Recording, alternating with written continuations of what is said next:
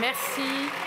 La parole est à Monsieur Arthur Delaporte pour le groupe socialiste et apparenté.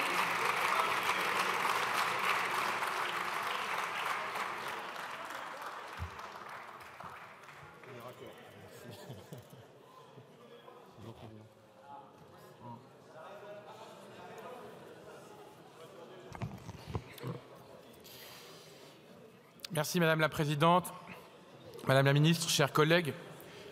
Hier soir, mon président de groupe, et je le cherche des yeux, Boris Vallaud, a eu l'insigne honneur d'être reçu par un Premier ministre en sursis.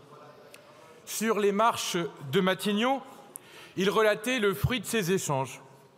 Nos propositions pour la justice sociale seraient, si on en croit le Premier ministre, intéressantes. Intéressantes, mais pas suffisamment pour faire des concessions parce qu'il est tenu, nous dit-il, par l'intransigeance du bloc prétendument commun qui est aujourd'hui désuni. Ce refus de transiger, de défendre le macronisme et rien que le macronisme, ce n'est pas nouveau. Mais en 2023, comme aujourd'hui, chers collègues macronistes, vous étiez minoritaires et vous êtes toujours minoritaires. L'intransigeance serait risible si elle n'avait pas une conséquence majeure, le mépris ou la négation des principes fondamentaux de la démocratie, la violence politique alliée à la violence sociale. Collègues, Madame la Ministre, vous qui nous donnez aujourd'hui des leçons de responsabilité, vous avez aujourd'hui la possibilité d'être vraiment responsable, de défendre la démocratie, de réparer un affront fait à la volonté du peuple français. Collègues, vous avez, il est encore temps, aujourd'hui la possibilité de sortir la tête haute de cet hémicycle en vous disant que vous aurez permis un dialogue et surtout un vote.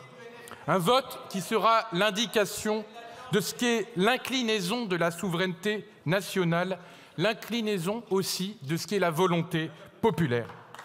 Disons-le, Madame la Ministre, non, en 2023, la loi n'a pas été votée. Parce que plutôt qu'un vote, vous avez préféré l'ensemble des artifices constitutionnels à votre disposition et au mépris de notre Assemblée. Un mépris que vous reproduisez aujourd'hui en déposant 1 millier d'amendements bidons sur une journée pourtant réservée à l'opposition. Et cette opposition, Madame la Ministre, elle ne dispose évidemment pas des articles magiques, le 40, le 47.1, le 49.3. Comment pouvez-vous, Madame la Ministre, comparer les collègues du socle commun aux amendements qui ont été déposés il y a 1 an, seul moyen du David parlementaire pour s'opposer au Goliath d'un gouvernement à l'heure du parlementarisme rationalisé?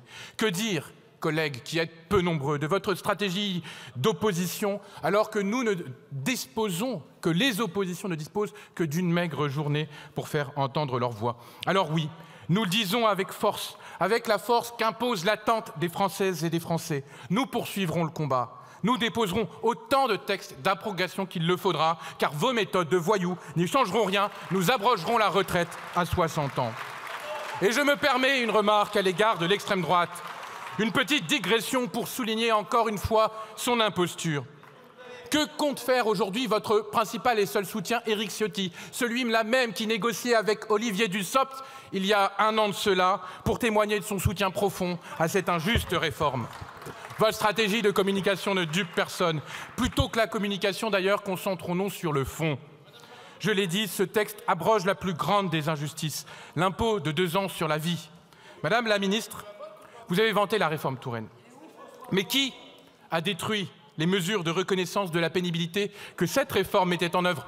C'est vous. Qui, aujourd'hui, a l'outrecuidance de prétendre en être son plus ardent défenseur? C'est vous.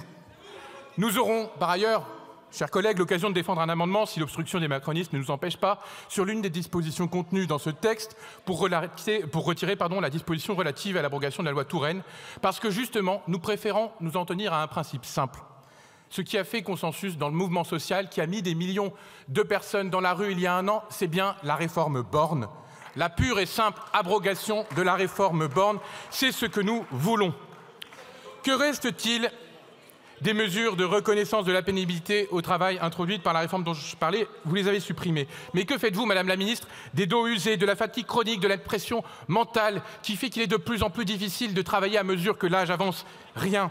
Le gouvernement Borne, comme vous, n'en avait eu cure, car sous la pression d'une logique libérale et au mépris des études, des recherches scientifiques sur l'évolution d'espérance de vie, de l'emploi des seniors, des jeunes, des femmes, bref, vous n'en avez que faire. Collègues, écoutez Pierre Mauroy, Vous oubliez, c'est le summum du chic et de la ringardise.